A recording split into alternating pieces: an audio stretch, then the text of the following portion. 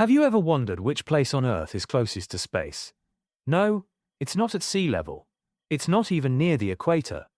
The answer is found high in the Andes Mountains, in a place where the sky seems just an arm's reach away. Welcome to La Rinconada, Peru, the highest permanent settlement on Earth, and the town closest to space. In this video, we'll explore what makes La Rinconada unique, how life works there, why it's so high up, and whether it's really the closest a human can live to the edge of space. Part 1. Understanding closest to space. Let's start with a question. What does closest to space actually mean? If you go up, away from the Earth's surface, you're technically getting closer to space. Space officially begins at the Kármán line, about 100 kilometers above sea level. That's far higher than any mountain, but some parts of Earth's surface are much closer to space than others. So, what qualifies as the closest town to space? It comes down to elevation, how high above sea level a place is. Mount Everest may be the highest peak, but people don't live at its summit. Instead, the honor of the world's highest town and the one closest to space goes to a small, extreme settlement in the Peruvian Andes. Part 2. Meet La Rinconada. Perched at an altitude of 5,100 meters, 16,732 feet, La Rinconada is a mining town in the Peruvian Andes. It's nestled beneath the towering La Bella Dormiente Glacier, surrounded by snow-covered peaks. This isn't just a camp or a seasonal settlement. Over 30,000 people live here permanently, making it the highest town on Earth. The air here is thin. Oxygen levels are about half of what you'd find at sea level. For most of us, this would cause severe altitude sickness.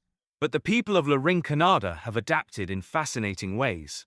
What drives people to live in such a harsh, oxygen-starved environment? The answer? Gold. Part 3. Life in the Gold Rush.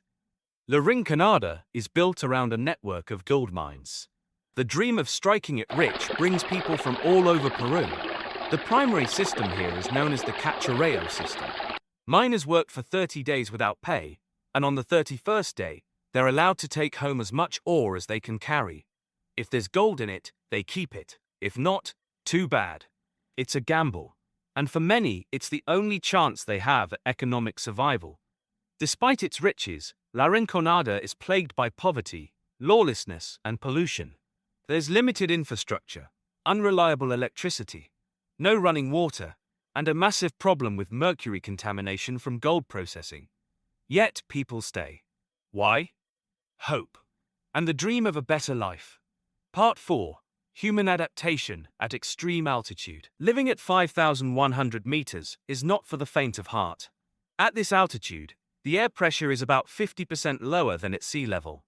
That means every breath carries less oxygen. Yet the people of La Rinconada have adapted over generations. Studies show Andean highlanders have developed larger lungs, higher hemoglobin levels, and a greater density of capillaries to help oxygen circulate more efficiently. Unlike Himalayan Sherpas or Ethiopian highlanders, who also live at high altitudes, Andeans have a unique genetic adaptation, believed to be thousands of years in the making. It's a reminder of how resilient the human body can be when tested by extreme environments. Part 5. Harsh climate and environmental costs. Life in La Rinconada isn't just hard, it's dangerous. Temperatures often dip below freezing, even during the day. There's no sanitation system, and garbage piles up in the streets. Water sources are tainted with mercury and arsenic, byproducts of unregulated mining. The glacier that overlooks the town, La Bella Durmiente, is rapidly retreating due to climate change and mining activity. As it melts, the town's future becomes even more uncertain. Is this truly sustainable? Maybe not. But for many, La Rinconada is the last hope and the highest step before space. Part 6. The psychological impact of living so high. Living so high up has a psychological toll too. The extreme cold, lack of oxygen, and isolation contribute to mental health challenges, substance abuse, and a sense of transience, like life here is never meant to be permanent. But there's also community, culture, a sense of pride in surviving where few others could.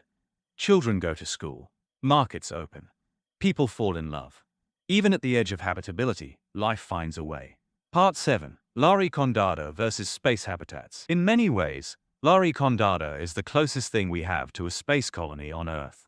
Like astronauts on the International Space Station, residents endure low oxygen environments, isolation, and extreme conditions. But unlike astronauts, the people here aren't backed by billion-dollar agencies. They survive on grit, on tradition, on necessity.